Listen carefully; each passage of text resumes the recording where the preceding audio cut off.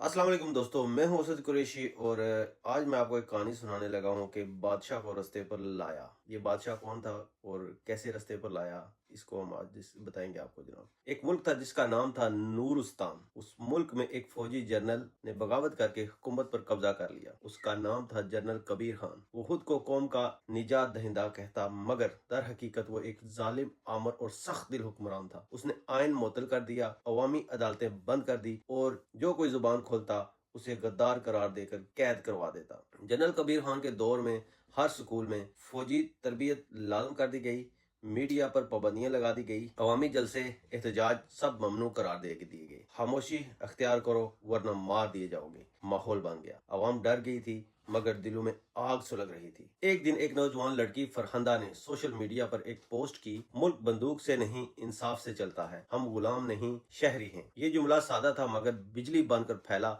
लोग धीरे धीरे बोलने लगे, खुसर फुसर अवामी आवाज में बदल गई। फिर एक बूढ़ा उस्ताद मौलवी सलीम, जिसे फौज ने नौकरी से निकाल दिया था, मस्जिद में कहने लगा, कुरान कहता है जालिम के खिलाफ खड़े होना जिहाद है। जिसके बाद अवामी तहरीक का आगाज हुआ।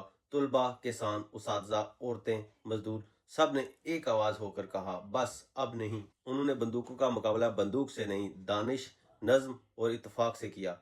हर शहर में खामोश एहतजाज होने लगा।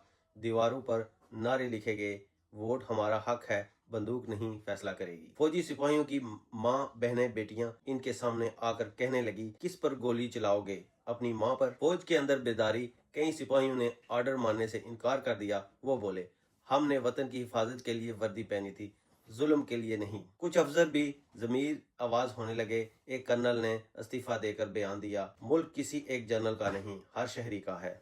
बादशाह का गुमान टूट गया। जनरल कबीर खान ने जब देखा कि फौज, अदलिया, अवाम सब इसके खिलाफ हो रहे हैं, तो उसने एक आखिरी ऐलान किया, मैं हर गद्दार को कुचल दूंगा। अगले ही दिन उसके ही महल के सामने लाखों अवाम हाथों में कुरान, आयन और शमे लिए खड़े थे।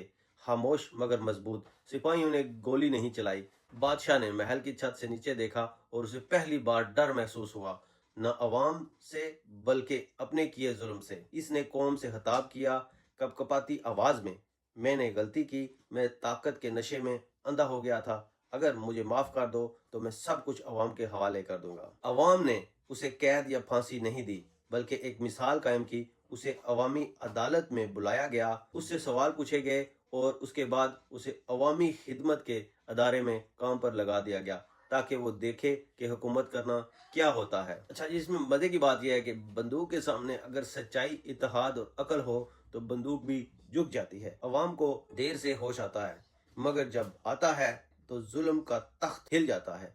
फौजी ताकत आर्जी होती है, अवामी ताकत दायमी होती है।